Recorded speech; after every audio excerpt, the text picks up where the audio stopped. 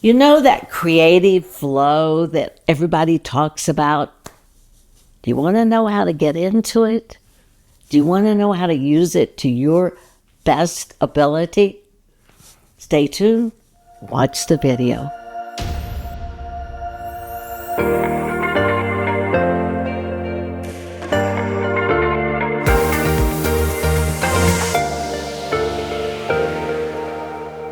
Hey, it's Gwen Fox, and I am so glad that you're here. If you haven't joined, please do so, because we would love to have you. And you know what? Last week we talked about the loss of our creativity and losing your mojo and not being able to get it back. And we had so many fabulous comments. Be sure and read them. All kinds of ideas to get your creativity back. This is what this is all about, is to help everybody helping everybody. And I love it. But today we're going to talk about flow. You know, that time when you paint a painting and it's like magic. It just paints itself. My goodness, that happens so few times, but we want it over and over and over. It's also called getting in the zone.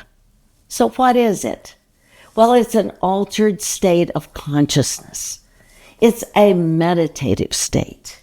And in order to really do this meditative state is so important to creativity. It's there. It's for us to have because we can all have it. Now, artists refer to this as the voice. Now, don't get that confused with the artistic voice, because it's a totally different thing. We're talking about when you're in the middle of a painting and you hear this voice in your head saying, put red over there or put blue over here, make the left-hand corner a neutral color. Whatever it says, it comes quick and it's gone immediately. And you do it, you either hear it and do it, or it's gone forever. That is the voice that we hear as artists. And it's such an important voice because we are connected to that painting. So how do you get into that painting? How do you get to this voice? How do you do it? Well, one way is by being totally connected with your painting. That means being really aware, being right there with it, being conscious. That also means there's no TV on, there's no podcast, there's no computer on, there's maybe not even music. Nothing is on but you and the painting.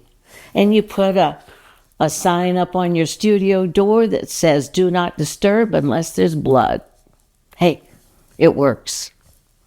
Works for me. And the fact that you're hearing voices, that little voice, don't worry, you're saying it's not anything wrong. It's the universe. It's helping you because you have connected to a source that's called flow. Remember that flow only comes when we are really committed. We have all of our attention to the painting that we're doing. That's when flow shows up. So remember, be totally committed. Have all of your concentration. You are committed to this painting. But to me, it seems like it's always come after a lot of stress or a lot of failures or whatever. And maybe it's because I finally relax and then I let the flow come in to take over. But here's one time when it happened to me. And I have to say, it was a beautiful experience. I had just lost one of my fabulous, incredible German Shepherds. Her name was Emma. She died because she threw a clot after surgery. Now, my male, my very large, handsome male, Wilson, went into deep depression, and I knew I had to get a puppy. I wanted to get one from the same breeder that Emma and Wilson had come from, but his rates had gone up so much that I couldn't afford a puppy. But I decided to write him and say, I will be happy to do a painting or paintings of your dogs if I could have a puppy. He wrote back and said, no. But in the meantime, I had mailed him images of the paintings that I had done of the shepherds. He wrote back and said, oh my God, you're good. Here's what I would like from you for a puppy. I would like for you to paint a 48 by 60 oil painting of a lion. A lion? I had never painted a lion. I had no idea how to paint a lion.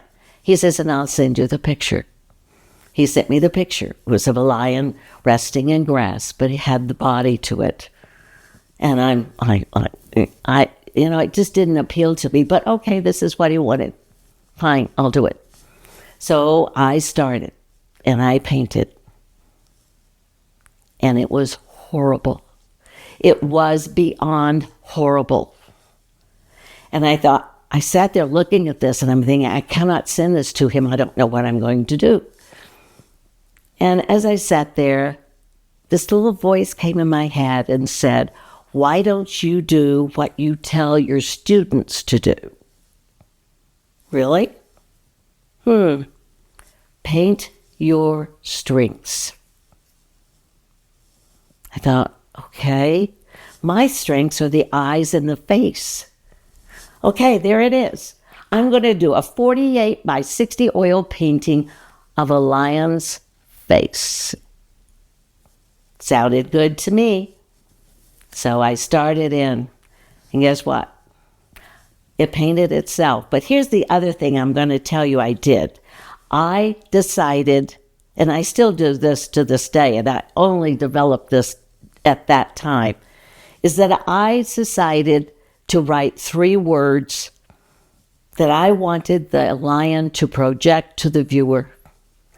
And I put those on my easel, and the words were strength, kindness, and compassion.